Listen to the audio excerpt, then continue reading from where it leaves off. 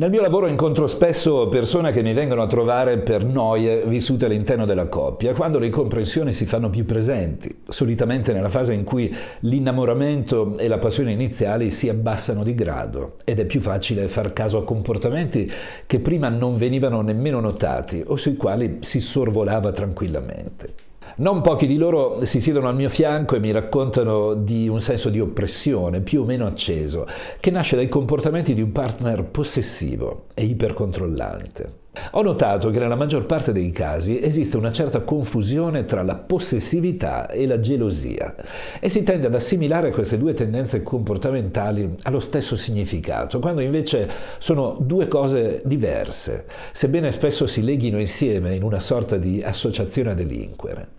Partirei proprio dalla differenza sostanziale tra questi due termini, così per fare un po' di chiarezza, una volta per tutte. La gelosia è l'emozione che nasce dalla paura di perdere qualcosa o qualcuno che si considera importante.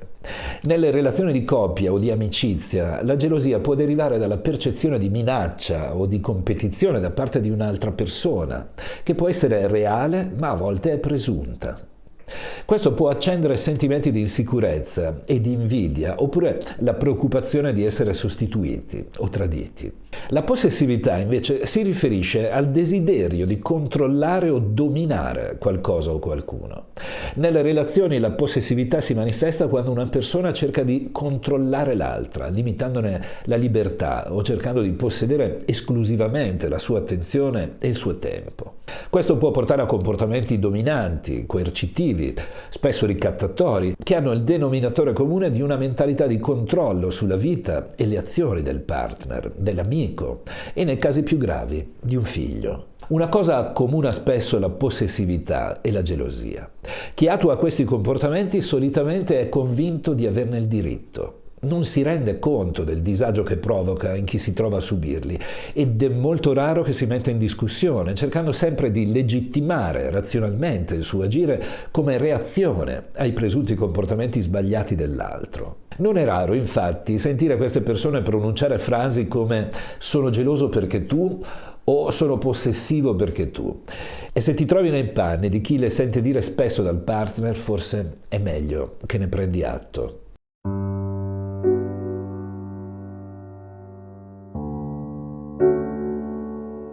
Una delle sfumature più pericolose della possessività, come del resto anche della gelosia disfunzionale, è il fatto che chi ne ha la tendenza non la lascia libera di esprimersi sin dall'inizio di una relazione. E questo la dice lunga su quanto intimamente anche il possessivo sappia bene che non è un comportamento corretto.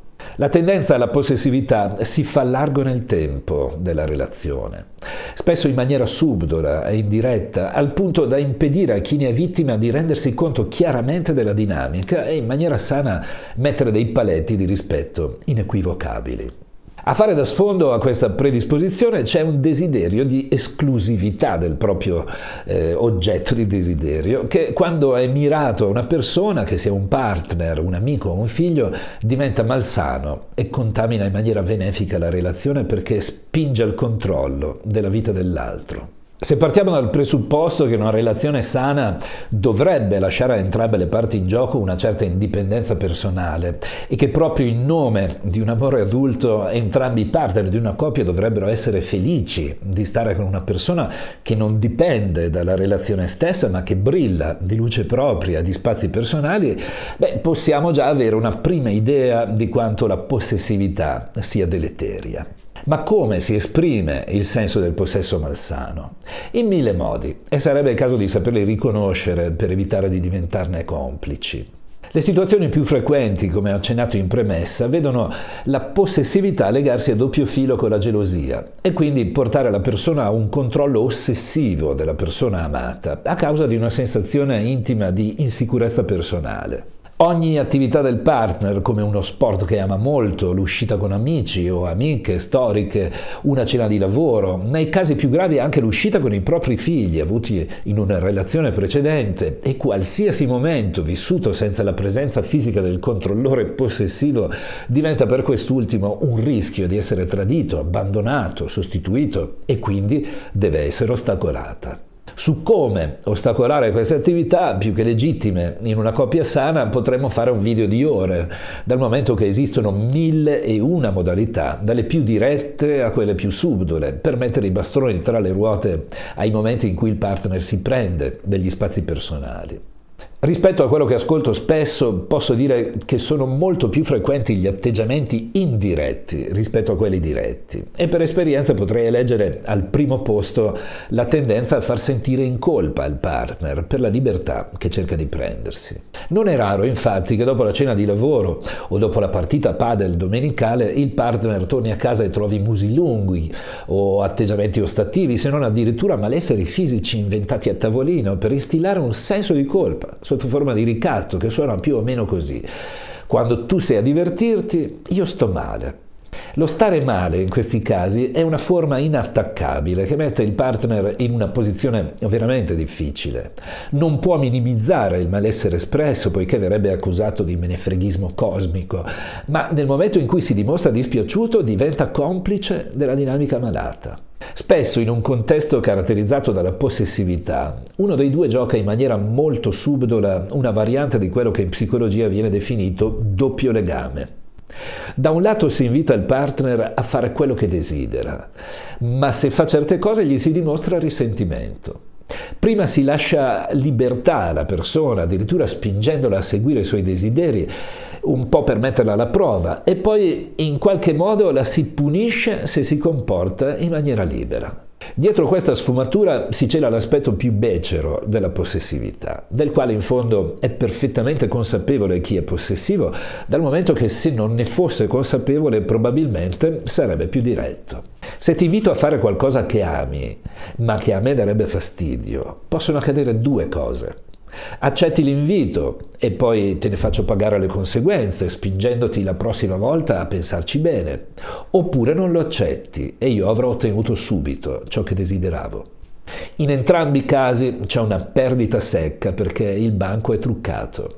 Qualsiasi cosa si scelga di fare sarà un errore. La cosa a mio avviso lampante nelle dinamiche della possessività è la componente egoistica. Infatti dietro ognuno di questi comportamenti, che siano diretti o indiretti, si cela un messaggio molto chiaro: i miei bisogni sono più importanti dei tuoi. Questo pensiero recondito è molto infantile, nel senso che può essere normale per un bambino sotto i 7 anni, ma non lo è quando siamo adulti e ci approcciamo alle relazioni, perché porta con sé il contrario esatto di ciò che è il rispetto della soggettività dell'altro. Inoltre, so che per una persona sana può sembrare banale, ma non dobbiamo dimenticarci che amare qualcuno significa essere felici della sua felicità, godere dei suoi traguardi raggiunti, essere alleati dei suoi sogni e delle sue passioni anche quando ci sottraggono del tempo. Chi è possessivo invece pensa solamente al suo benessere, alla sua tranquillità, e questo obiettivo prevede che sia l'altro a dover fare rinunce in nome dell'amore.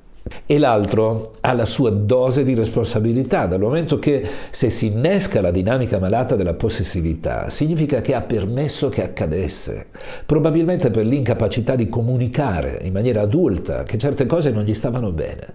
Si tratta di complicità e spesso in questi casi l'autoinganno disfunzionale è «lo accetto per amore». Un autoinganno mostruoso che ci obbliga a mandare giù bocconi amari fino a non poterne più e a vomitare addosso all'altro le sue inefficienze, pulendoci la coscienza proprio con l'alibi dell'aver amato tanto. C'è una frase riportata spesso dallo psicologo Giorgio Nardone, ma della quale non si conosce l'autore, che è emblematica rispetto a ciò che ho appena detto. Non perdoneremo mai a chi ci ama le nostre rinunce in nome del loro amore. Se l'altro attua dei comportamenti che ci fanno stare male o che inibiscono in qualche modo il nostro senso di libertà, di solito è perché glielo stiamo permettendo noi e in pratica stiamo rispondendo alle sue paure con le nostre paure, ma questo è lontanissimo dall'amore. Restare insieme a chi ci fa stare male per la paura di rimanere soli non è amore. Come perdere la testa per qualcuno in certi casi non è amore, è una ghigliottina. Concludo con un concetto importante. Ci sono persone che non soffrono la possessività del partner e che riescono non solo ad accettarla ma anche ad amarla, vivendoci tranquillamente, immersi ogni giorno. In questi casi ovviamente il problema non sussiste, ma credo siano molto rari. Ci rivediamo tra una settimana. Buon cammino.